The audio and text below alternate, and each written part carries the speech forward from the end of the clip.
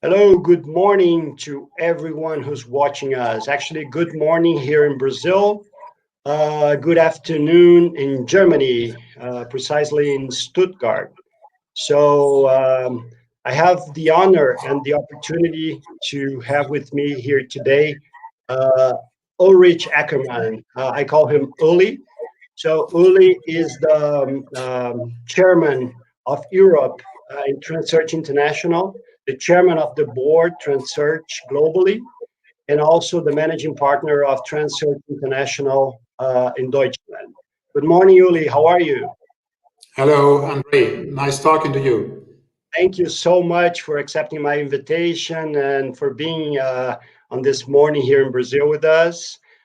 So, as I was telling you right before we went on air, this is an initiative that we from Proposito TRANSEARCH created right after the pandemic hit us all over the world, end of March, in which we thought about an initiative to bring leaders from different industries in order to bring different perspectives on different industries across, I would say, realities, challenges, and opportunities that present to us in times like this. So, what we want to do is actually talk about talent recruitment today, executive search industry, not only in Europe, but worldwide, challenges and opportunities, as we have done in the past editions. We've been doing this every single week, but this is actually a very special one because this is our first international one, which I'm doing in English. All the other ones have been done in Portuguese. Okay. Yeah, we actually created a channel on YouTube in which you can actually check all the previous editions. And YouTube has, this feature that you can actually turn on subtitles in any language. So it's really neat. So thank you for being here again with us, and thanks everybody that's watching and that's consistently supporting our initiative. We really plan to keep doing this not only during the quarantine, the pandemic, but also afterwards, because this has proven to be a very valuable initiative. As for the feedback we've been receiving from different people all over the country. Thanks again. So, Uli, let's start. Let's dig into this. I wanted to start with talking obviously about the impact of COVID on the German and also the European economy, and more specifically on the executive search industry. What can you tell us about that? Yeah. I think what we have learned out of this is, for the first time ever, this crisis, at least for the last 75 years, is something that has hit us globally. We are all in this together at slightly different levels. And I just had the possibility last week to talk to the president. We had a video conference with her of the AESC, the Association of Executive Search Consultants, together with the chair of the European Conference and with a number of my fellow colleagues from Europe at that level. So first of all, this pandemic has really hit us in Europe in a quite drastic way, like in many other countries, like in many other geographies. And depending on the question, how much your country and your GDP is dependent either on tourism or on manufacturing or on exporting, etc., the countries have been hit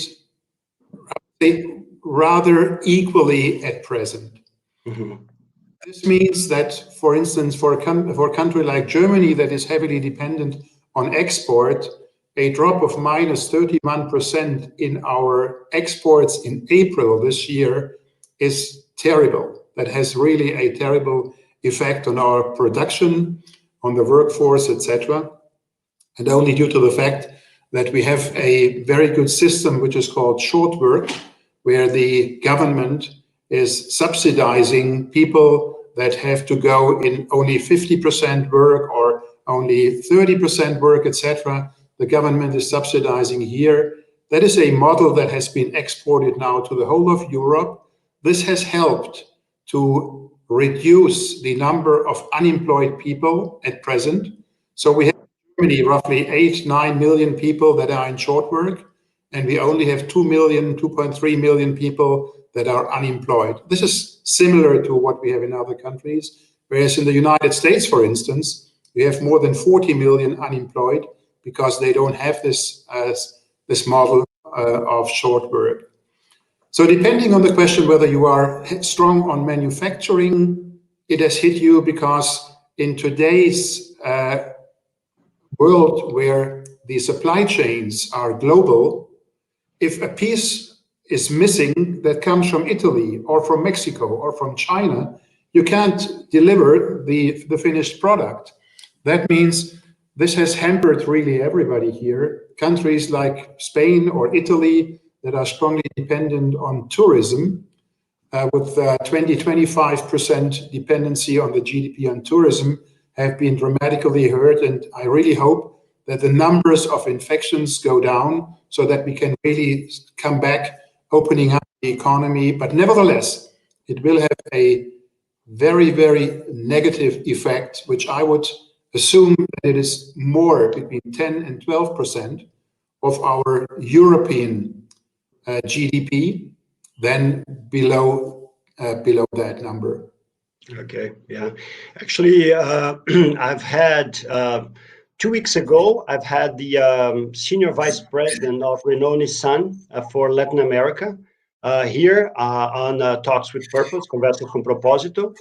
And he was actually telling us a little bit about their contingency plans related to that. Because, for instance, if you're importing a certain part from a certain country in Europe, you're going to have an alternative ready and up to go should you need it.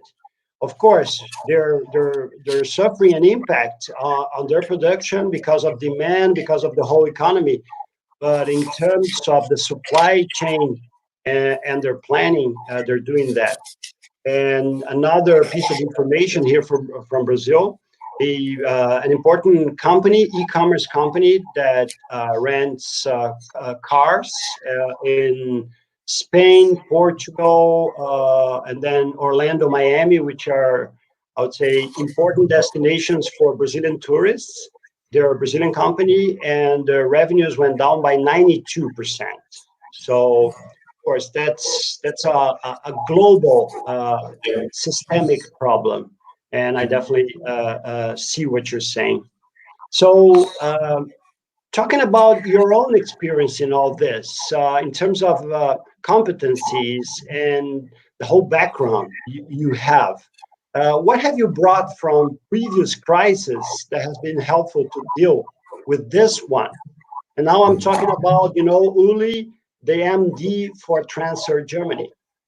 Yeah, I have weathered at least 2 storms before the Corona pandemic, because I was in executive search since 1996. So let's say the big crisis in 9/11 that really hit not only the United States, it hit the global economy.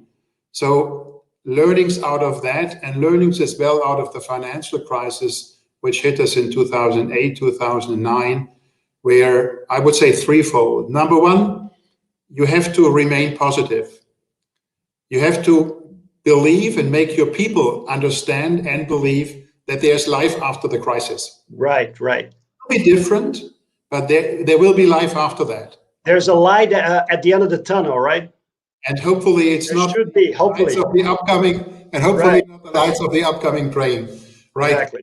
I think this positivity is important, that you really give your people that are suffering because they have less money, people that have fears for their job, etc., that you give them the conviction that you understand their problems, that you see it from a positive aspect. You see all the difficulties, all the challenges, but you have to look at it from a positive point of view. Number one. Number two, I think it's important to be creative. in every crisis, and it's not only in the Chinese language, where crisis is on the one hand crisis and on the other hand chance, there's always opportunity. There are opportunities, and if you are smart and eager and active in grabbing these opportunities, you might be one of those people that comes out of the crisis stronger. What I've learned over those other challenges is liquidity. So cash is king, and that means that you really have to be cash rich in such a situation, because what we have seen during those crises is that your turnover kind of falls off a cliff rapidly. And sure, in executive search, you have a pipeline, which usually is 2-3 months. And then you are, let's say, if you don't have any kind of reserves, then you are close to bankrupt. And so that means you have to be in a situation, in a cash position, where you don't have liquidity problems, which is quite often, because you cannot really tell how long that crisis lasts, more challenging than it's said. But I think it's important and fundamental to keep your money together and try to pay out as little as possible to overcome that situation. Those are, I would say, are the three major learnings out of previous crises: positivity, creativity, and liquidity. Right. Thank you. Actually, that reminded me when you said cash is king, about my partner Ruth, whom you know. So Ruth says that cash is queen, because now in university times, cash is queen. I agree. Okay. But we totally agree with that. Actually, I wanted to ask everybody who's watching us, you can actually participate in this and send your questions via chat. And then as our conversation goes on, I'm going to bring in your questions to Uli. Please feel free to participate and send your questions, okay? So AESC, the Association of Executive Search Consultants, which is probably the most prestigious organization on the top retainer firms in the world, it shows that our industry billings, the executive search billings worldwide, were of about $16 billion in 2019.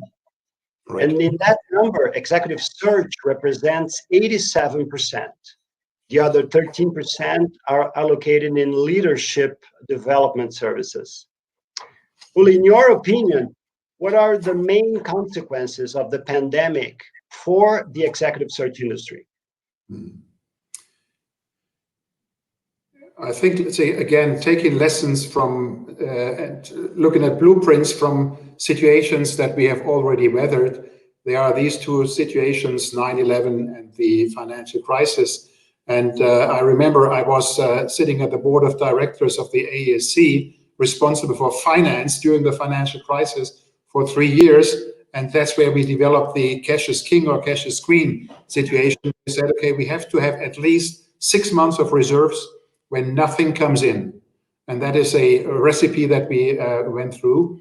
What we learned there was that with a little difference in 2001, 2003, the turnover of global executive search business came down over 3 years. And it took us, I think, 5 to 6 years to get back to the former level. Comparing that to the financial crisis, we were really falling off a cliff, because in 1 year, it went down by roughly a bit more than 1/3. So in those situations, we had roughly 1/3 to 40% drop. In 2001, it dropped over 3 years, whereas in 2008-09, it dropped during 1 year. And then it took us again roughly 5 years to get back to the old level and then raise the turnover again. I think here it is more a situation like the financial crisis.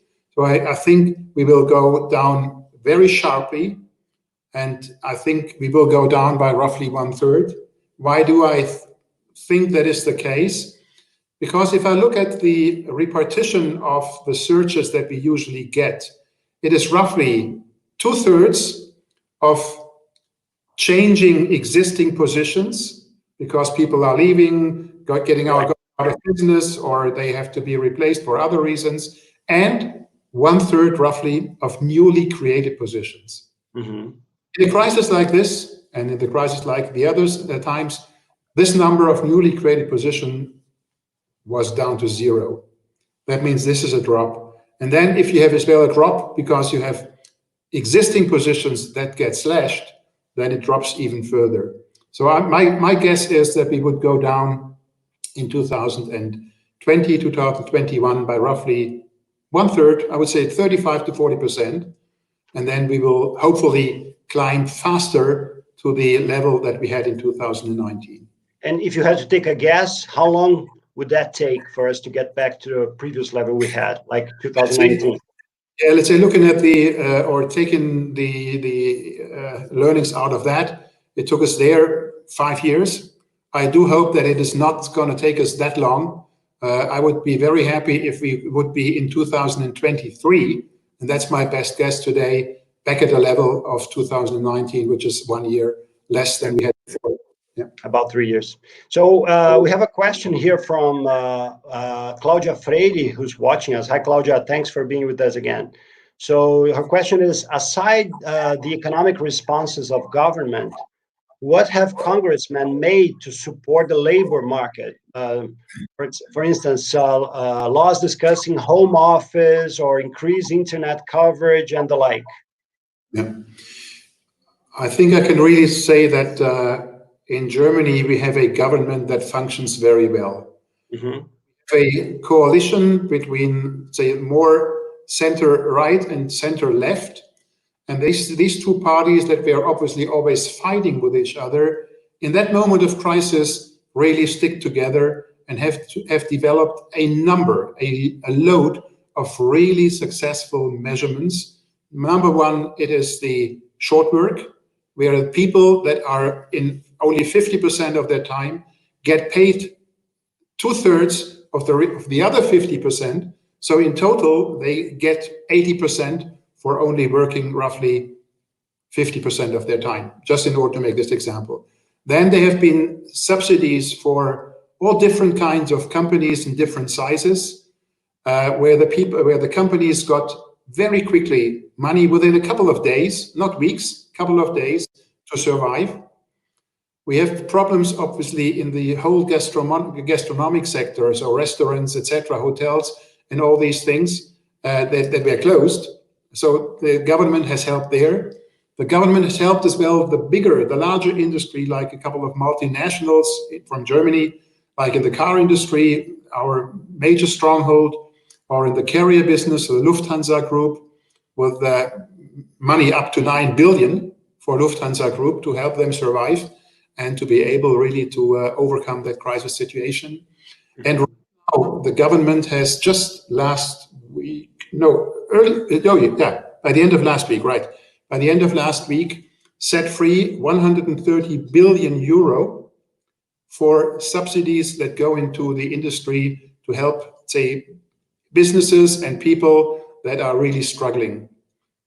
The number of people that are self-employed, look at all those artists, singers, songwriters, people that are self-employed, in order to help those guys, in order to help the restaurants, in order to help, say, the hotel business and, say, the smaller businesses. There's a lot of money being sent down into that channel to help them to survive that crisis and to lose as little jobs as possible.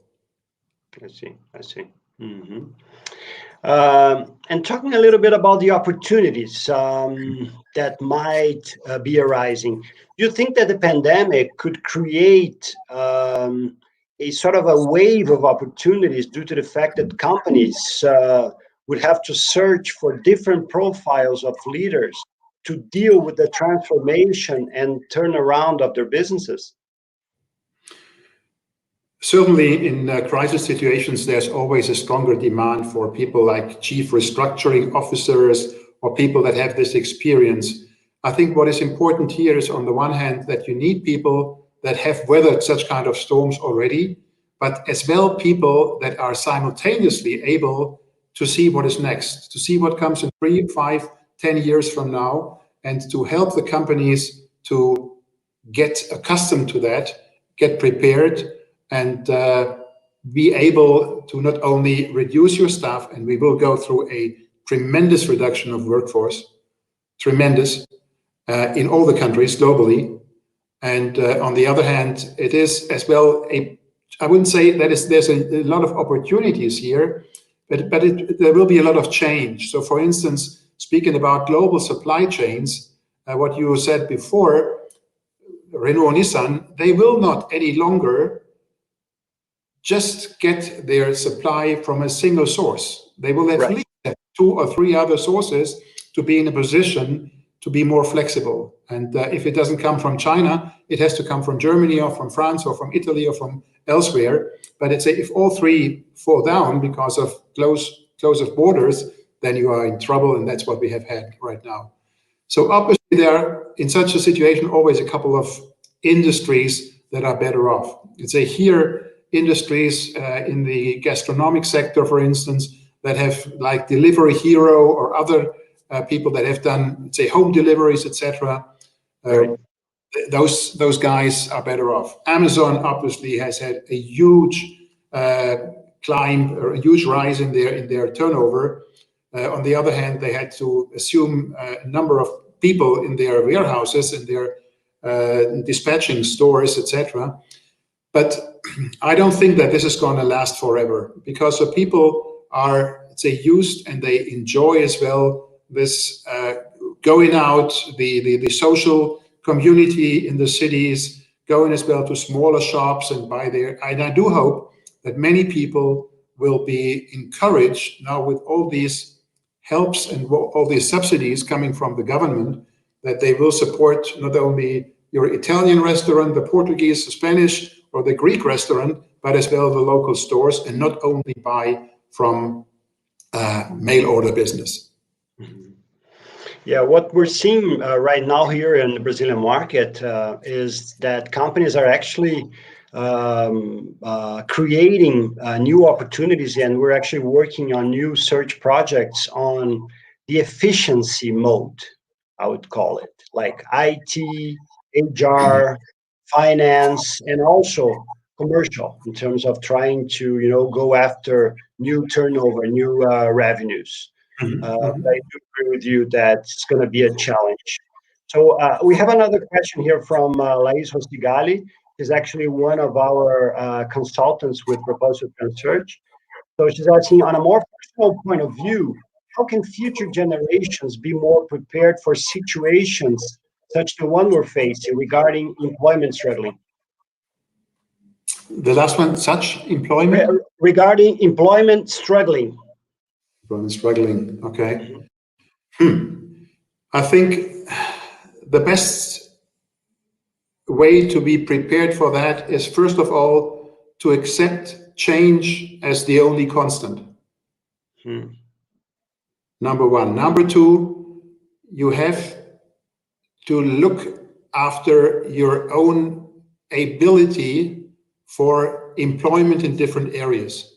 So you have always to be up to date. You always have to be eager to learn and to improve.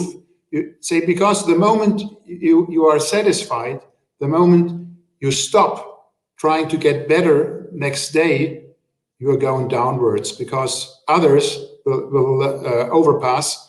And that is, be positive, be active, think about your own employability, and learn. Right. Because change is the only constant. Never stop learning, right? Yeah. In the same line, in terms of opportunities, Claudia Freire is asking, will companies be more open to international employees working from their homes abroad, or will we see a more protective approach to nationals? What do you think? That's a good question. Obviously, let's say there are challenges. I'd say that, risks and challenges here. I would say I would like to think that economies are more open, and I've seen that now here in a couple of things. For instance, we have done a placement for a chief financial and operating officer for Asia Pacific, based in Hong Kong, with video conference interviews without the client has ever seen the candidate and vice versa. So that means as well that people are not only open for, say, this guy was an Australian Chinese with 2 passports, and they hired that. I think people are more open because they see the market and their possibilities more on a global scale. And they understand even more that in order to respond to that, they need a more diverse leadership team, not only in terms of gender, but as well in terms of international races, colors, etc. So let's say what we are seeing right now in the United States is just terrible. Right. It's just detrimental to the way we are doing business together, the way we are exchanging ideas. And I would like to hope that we have a different president with different opinions in the United States that is more open to the global business community and accepting as well all kinds of different nationalities, races, etc. So I strongly believe that this is going to be rather the future than the past. But then again, do you think that companies will be more open to hiring talent that's going to be working abroad, like in their homes? Do you think there's a change in clients' mindset? What I've seen so far now over the last 8 to 10 weeks is that the mindset of companies that have up till March told us, okay, that person must live in Cologne. That person must live at our headquarters in Munich. This has changed. So people are more open. So we just had now a guy from Denmark, a senior vice president globally for a German company, and this guy will stay in Copenhagen. So out of the headquarters in Cologne, obviously he will be 2 or 3 days a week there, but the rest he can be elsewhere. So it's this more agile workplace that's going to be certainly one of the learnings out of this pandemic.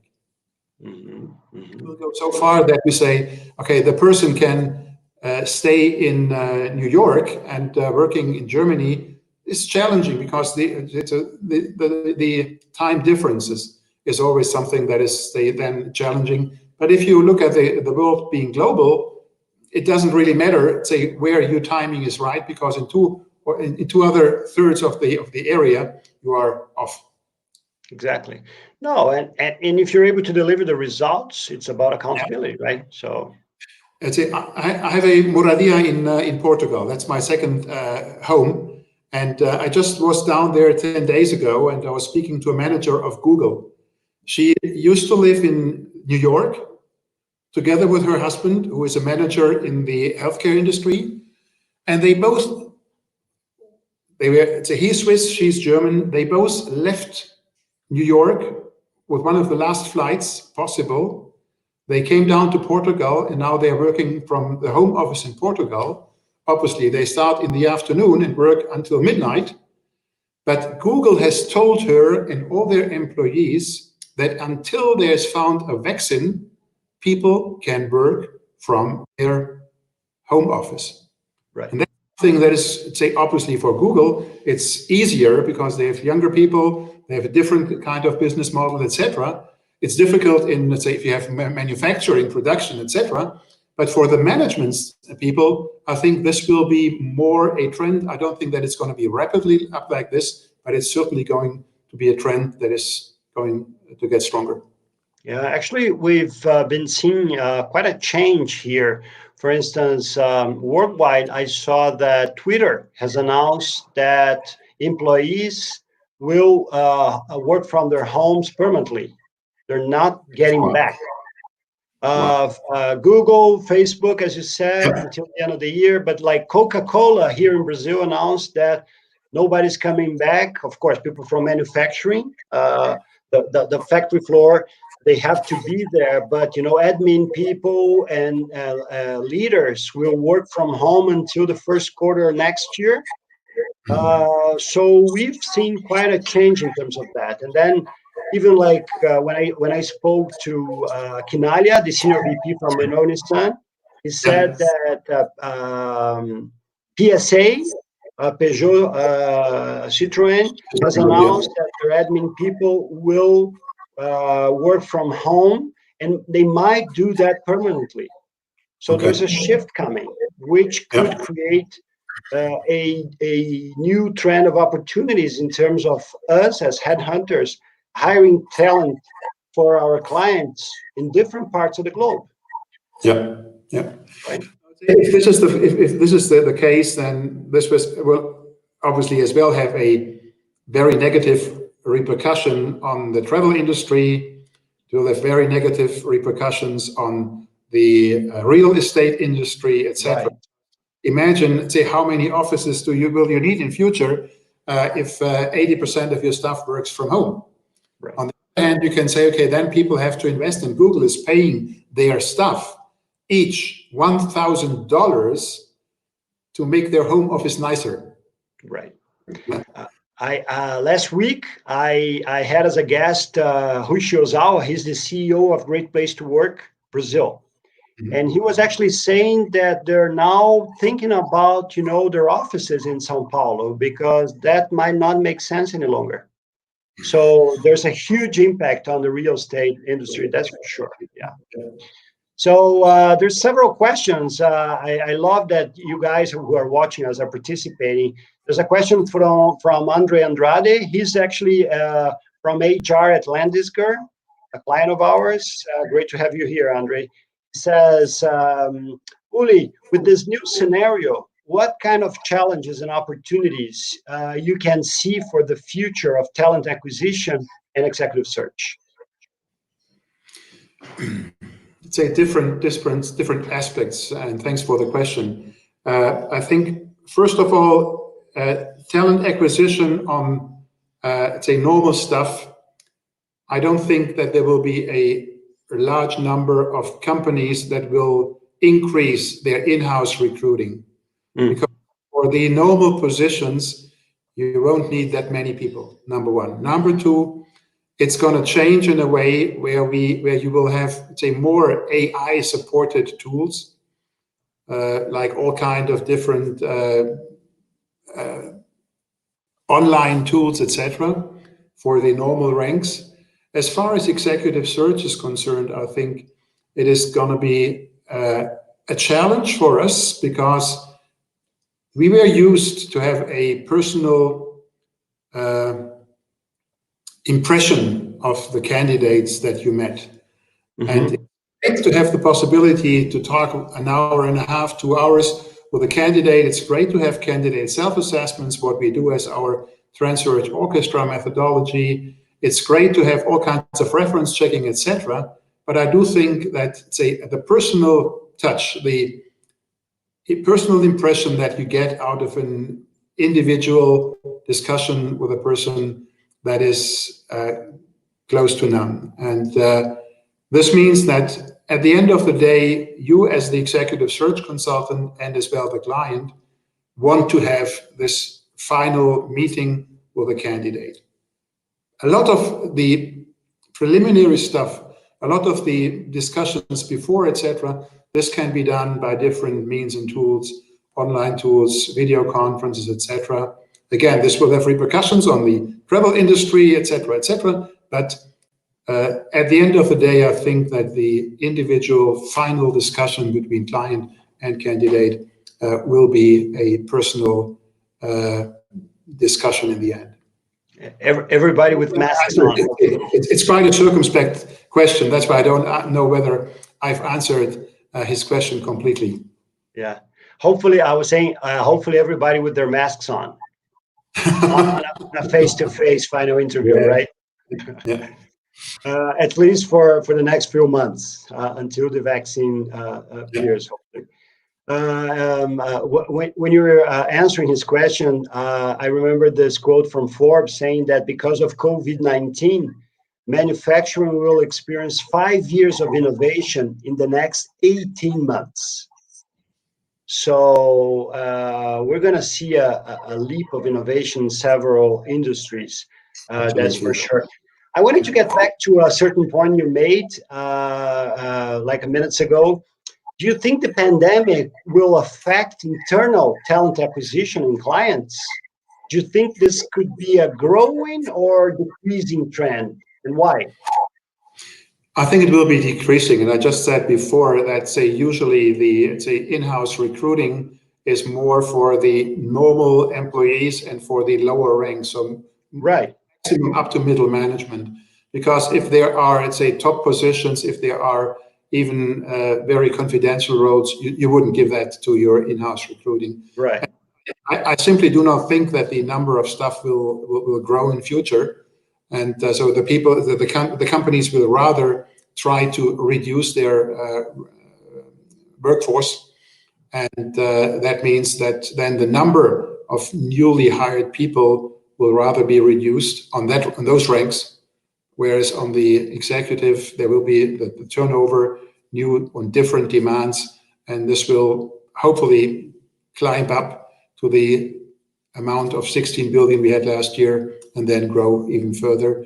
But for the in-house recruiting, I have seen already in the two other crisis scenarios, it was completely knocked down in 2001, 2002, and then it was rebuilt, and then in 2008, 9, it was reduced, but not that strongly brought down, but we have climbed again.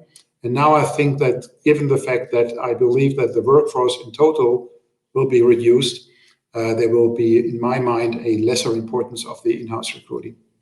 Okay. Talking about a little bit about, the return, Celso Brady has a question here. Do you believe that the return of the economy will be gradual, or will some areas have a quicker return due to pent-up, like repressed demand? If I've understood the question correctly, the question is, will we have rather a V curve, where they steep down and a very steep upwards? In terms of, the return of the economy on different industries, do you think some industries will see bigger opportunities due to repressed demand? Let's say, first of all, I think that it's not going to be a V. It's going to be rather a U, and I don't know whether it's going to be a bathtub, which means I don't know exactly how long it will last until we get out of this. But there are certainly a couple of industries that will as well come out of this a lot stronger, because the whole sector of AI, the whole sector of internet-based communication, so the whole sector of IT, especially on those larger cloud-based activities, those are industries that will certainly grow. What will grow as well is the healthcare sector. And this especially in countries where, let's say, healthcare is, compared to others, rather on a poor level. I think there will be a stronger demand to have here a better service for their people. And then there might be as well, if this home office trend continues to grow, there will be as well, let's say, a sector like home furniture, etc., that will have a positive development. Okay. How about opportunities in leadership assessment development, as well as interim management? Yeah. Do you think these areas could face a growing trend? This is what we see right now here in Germany, especially the sector of leadership assessment is in such times of turmoil is always something that is more strongly looked after. Say, where do the people that can make the change? Where are people that can deliver transformation? Where are people that have this kind of creativity where they can, instill in the teams the new ideas, etc., and come up with that? And that is certainly something that we see already right now, especially in the sector of talent assessment and then as well talent development. In terms, I do not really think that this will be growing, except the sector of restructuring experience. So if people are there that can be added for half a year in the sector of bringing additional restructuring experience, because you don't usually need that for 5 or 10 years, you only need that for a limited, hopefully a rather limited period of time. And that's where interim growing, not really in other sectors. and talking a little bit about virtual interviewing. That can be for, recruitment or leadership assessment. What do you think are the biggest challenges for the virtual interviewing process during the quarantine? I'd say the big challenge, as I said before, is that a personal impression is very difficult to leave out, because it is finally not only what the person says, it's how the person says it, how the person reacts to it, how the person reflects, how the person shows empathy. And this is not that easy to, say, demonstrate over a screen. And here I think that there are a lot of possibilities, but as well there are certain limits to the level of, say, total virtual interviewing, etc. We are trying to do that by candidate self-assessments, where we try to get additional information. We are doing this with the reference checking, etc., in order to have kind of a puzzle where you really have a lot of little stones that you put together that give a picture at the end of the day. But I think if this personal flavor is missing, then a big piece in that picture is missing. So I see opportunities, but as well certain limitations here. There's this professor from IESE Business School in Barcelona, Iago de la Selva. He says that about 2/3 of what we want to share on an interview is nonverbal. Right. Because of course the interviewer misses like the actual tone of voice, facial expression, body language. So there's quite a limitation on that. But at the same time, if you cannot meet the person face to face, you have to deal with that until we have an alternative or times get better, right? Yeah, yeah. So Ruth, my partner, she's actually saying, "Hi, Uli," and then she's asking a question talking about culture. Do you see a change or a movement from companies on this issue because of COVID? Talking about corporate culture. Very good question. In all the talks I had in the last 6-8 weeks, and I just returned yesterday from a discussion with the CEO of a large IT company here in Germany with a turnover of some 5 billion. And we are speaking about how to develop, how to shape culture through video conferencing. If you don't have your people any longer with you, you run the risk that others are managing your culture because if you are in a meeting in a room, you get what you said before, you get the personal touches, you get the face, the impressions, or people say, I don't agree. Here people can hide themselves or whatever.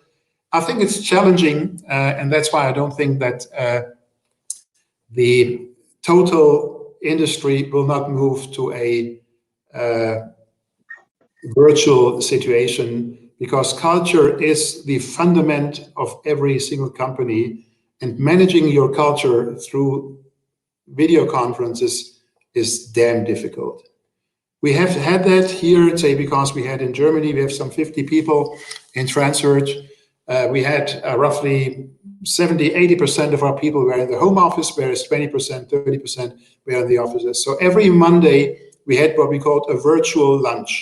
So we said, okay, 1 hour, say everybody is allowed to eat, and we chatted, say, just in order to be together in a virtual way. And then we asked afterwards for feedback, how did you feel, etc. And people said, it's very strange. It is a situation where, say, if I look into your face when you're eating, I don't like that much, but say I miss the personal atmosphere. I miss that. And we try to overcome that with that virtual lunch, but it's not the same like if you are sitting in a group of people. And I do hope that we can really come back to that rather sooner than later, because managing your culture in a virtual environment is damn difficult. Mm-hmm. On a similar page, we have a question from Diego Godoy. Diego actually used to work with us, and now he has his own company called Easy to Recruit. He's asking, how do you see the new tech skill requirements apply to traditional professionals? Do you think this will be accelerated by COVID-19 changes? I didn't get the middle piece. The text what? The new tech skills requirements, like we're all having to learn or to deal with the whole tech change, virtual and the likes. Okay, yeah, sorry, yeah. How do you see this being applied to the traditional professionals? Do you think this is being accelerated because of the COVID-19? Absolutely, yeah. I think nothing will be the same after COVID. It starts, in tourism, it starts in the carrier business. It goes on in the restaurants business, where you have to reduce things, where you have to raise your prices, where you have to find different ways to attract people. It's going to be the same in manufacturing, because what we said before, we are now in industry 4.0, which means that we have, already today there are factories that are running without employees. They have 2, 3, 4 people that are sitting elsewhere and running the whole show through the computer. And I do think that there are very few industries that will not be affected by this huge change that technology will have on it. Yeah. So, and then we have another question from Hussein Almighty Neto. He's the HR head of a group called Autopark Investpark, real estate and parking services in Brazil. And he's asking how HR can overcome the challenges to keep the culture if this home office scenario continues in the future. I think you should charge him for the answer. That's an excellent question, and this is what we are inside TRANSEARCH are really behind right now. We are working on this, how we can help our clients in shaping the culture in these difficult times. We are working right now on a tool, for instance, on virtual onboarding. Another challenge that you have, if you've hired a new person and you want to onboard him and you cannot meet with him, then you have to find different ways. And I think here, you have to find new ways to answer to that. And this will as well be something where the shaping of the culture will find a different way through the technology. I don't have the answer, but I can tell you that we are working on it. We are putting quite some money behind that. Virtual onboarding is the first piece of it. Shaping culture is the second one, and we are working it. I'm looking forward to tell you maybe within a couple of weeks what we have found there. I'm not directly involved into that project, but I know that it is one of the challenges that we will have. So we started with virtual onboarding. First of all, getting all our TRANSEARCH orchestra method tools, the whole orchestra playbook in a virtual way, and we will have this as well during the month of August, September, and working on the virtual onboarding. We will have this as well in August, and we will. I would say by the end of the year, we have I think pretty good answers on the sector of what can we do in terms of shaping the culture through electronical medium. Yeah. Okay, Hussein. So you can give us a call, and then we'll talk about the solution.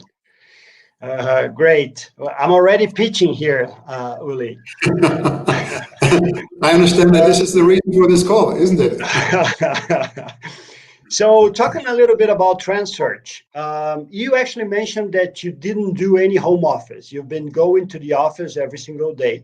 But from what you've been exchanging and talking to different people in different offices across the globe with the TRANSEARCH team, how do you think has been the challenge of adapting to the home office model in different offices? Yes, you're right. See, I would say 95% of the time I was here in my office in Stuttgart. I was not traveling to Munich or to Frankfurt or to other offices in Germany, but I was here every day because I just wanted to as well be here at the engine and say be kind of a person that can inspire the people, the few people, the 6, 7, 8 people that are here in Stuttgart during that crisis, and help them really to not do their job, but say to inspire them and to help them from a motivational point of view.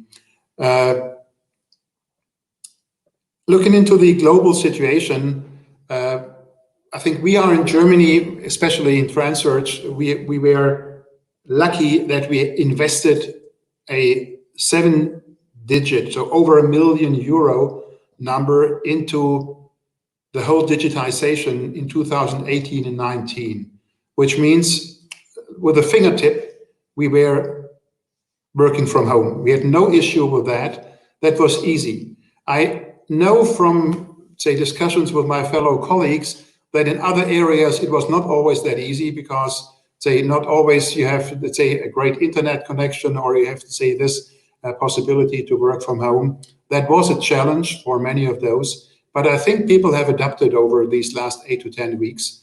And right now, if I just look into what we have done instead of our global conference that should have happened in Lima in early May, end of April, we had quite a number, I think it was 7, 8 video conferences between 90 and 120 minutes, where our colleagues really worked together, exchange ideas. It was pretty lively. And I must say that I really liked the atmosphere. The fundamental reason is everybody knows each other, everybody knew each other. So even if you haven't seen your colleague for a year, maybe, say you like to see him again, you like to talk to him again, you get his ideas. And I think this community is very important. And our people have really, I think, invested largely over the last couple of 2, 3, 4 months into that in order to be really able to be digitally up to speed, what you need to be today. Yeah. In a way, technology might prove to be helpful to get people closer, people who work in different parts of the globe, right? So Correct. there's an opportunity there as well. Absolutely. Talking I think about, we wouldn't have, I'd say rightly what you say. We wouldn't have had as many. We had up to more than 100 people in our calls. We wouldn't have had 100 people in a room in Lima, because from Australia traveling to Lima or from China or whatever, it's not that easy. And so more people joined in, and there's an opportunity, like you say, correct? Yeah. right. It's never going to replace, but it's a much cheaper and I would say more viable way of getting people to relate and to be closer and trying to work together. Right. Talking a little bit about M&A, mergers and acquisitions, do you believe the current scenario might help the acceleration of M&A movements in the executive search industry? I'm convinced that not only in executive search industry, M&A will have a large impact in the large future. Given the fact that there will be a couple of companies that will go out of business because of liquidity problems or whatever, I think here is that the M&A industry is certainly one of the industries that might have good times after that crisis. So I would say by the end of the year 2020 and then 21, 22, they will have a strong rebound there, because I think there are a lot of opportunity, not only for executive search, but as well for many other industries where you will see that you have a consolidation. We have a question from Gustavo Hasler. He's the CFO of Laguna Group here in Brazil. He's saying, "Hi, Uli. Thanks a lot for the sharing." His question regards to motivation and keeping the momentum in team management in the remote or home office mode. What do you think are the biggest challenges that from a leader's standpoint? I think first of all, it starts with the question, how is the composition of your team that you have there? What is important here is, even more now in such challenging times than before, that the composition of a perfect team should consist at least out of 6 different people with different competencies. Mm-hmm. If this is the case, then it's more the question of giving them the right objective, giving them the right means, and then having kind of a self-autonomous situation, how they manage themselves. And I think, say, people are creative and smart, at least people that we have here in our offices. So in many cases, it is enough if you give them a clear objective, you tell them, say, these are the tools that you can use. Those are the boundaries. So say if you hit left or right, you should come back and ask, but all the rest, go for it and try to find the best solution. Whether it's 80 or 75 or 90% correct, who can say that? I think it's really important here to inspire people, to inspire teams, and let them find their own ways to get to the target, and don't expect 100%. It's 80%, it's fantastic. And then just tell them that they've done a great job. And then you can say, okay, let's go through the next learning curve and say, do it again in a year's time, etc. Once you've taken the experience out of it, learnings out of it, and then you can restart the whole thing. But inspire them, say, give them a clear objective, give them the tools, tell them where the boundaries are, and make sure that the composition of the team has the right mix in terms of mavericks, in terms of people that are able to overlook the whole scenario, of warriors, of people that are able to really team up, etc. That's important to have the right mix here. So we talked a little bit about active listening then. We're talking about initiative. We previously had talked about continuous learning. Do you think this would be key competencies or soft skills that will be considered as the most important by clients after the pandemic? And in that case, any others you might add to the list? I think those are certainly, say, some of the most important competencies that you need as a leader. On the other hand, I think it is important that you are showing empathy to your people. Say, like I just said, in that team situation, say, inspire them, show them that you care. Say, let them know that you are there when they have a problem, but they shouldn't come up with a problem. They should come up with 2 solutions. And you should ask them, which solution do you prefer? So they can learn out of that. So empathy is important here. I think on the other hand, it is important, resilience is important here.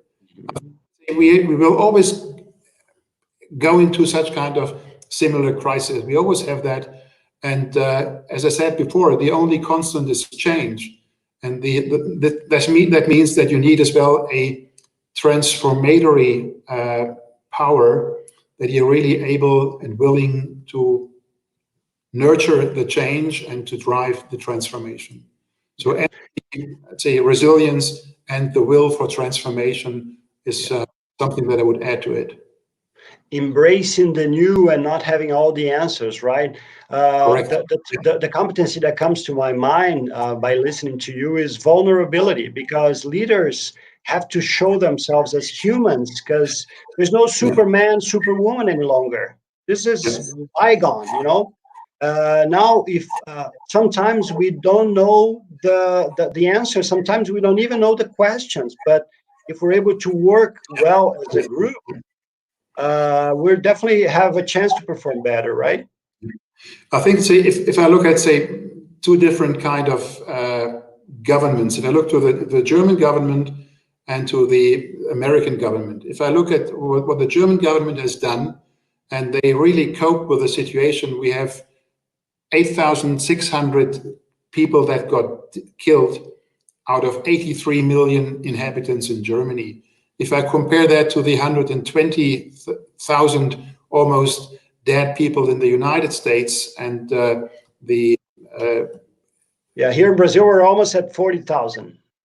That's a large number. What I wanted to say is that the German government has been really able to communicate from the beginning, okay, we don't have all the answers, like you say, but we are willing to learn. We think that this is the right way. We are willing to change. We are willing to adapt. It's always easy when you come out of the church, you know what the priest was singing.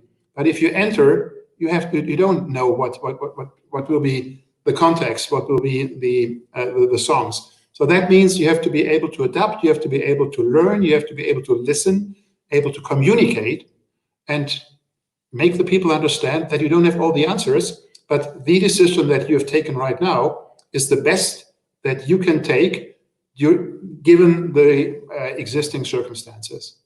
Exactly. And this is called vulnerability, openness, transparency, honesty.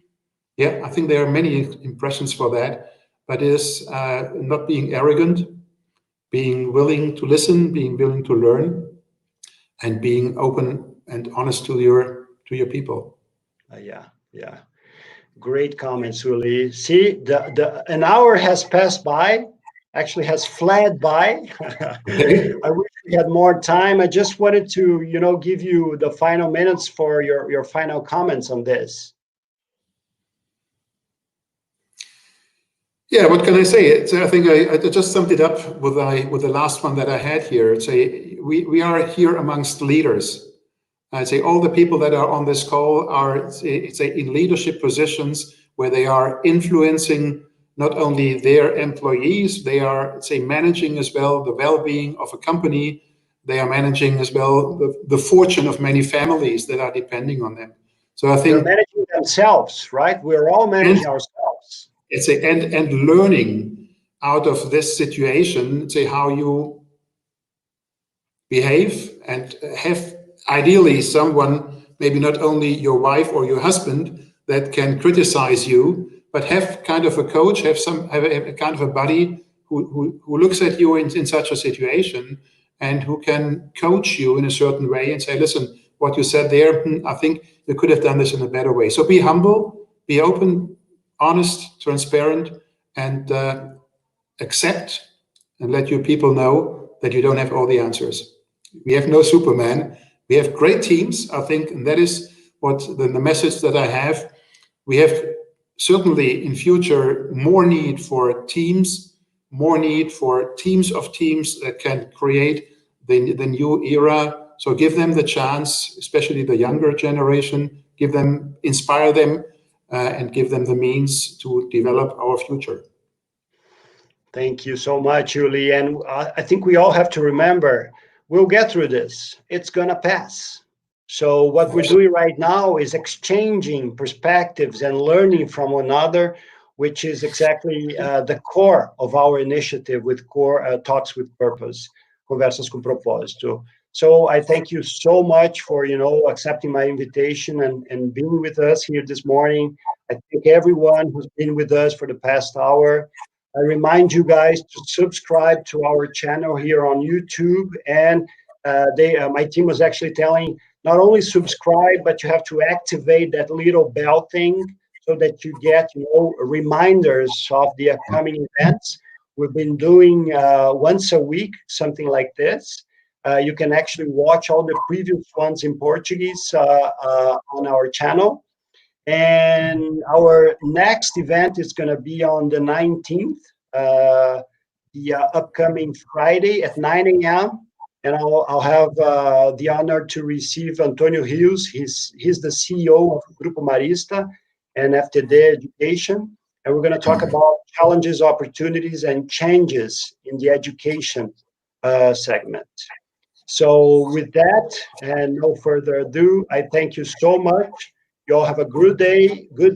Have a great afternoon, Uli. Thanks so much, and see you soon. Be safe. Bye-bye. Thanks a lot. Thanks, Ruth. Thanks, Andre. And thanks, everybody. It was great conversation with you. Enjoy it all the very best. Thank you. You too. Bye-bye. Bye now.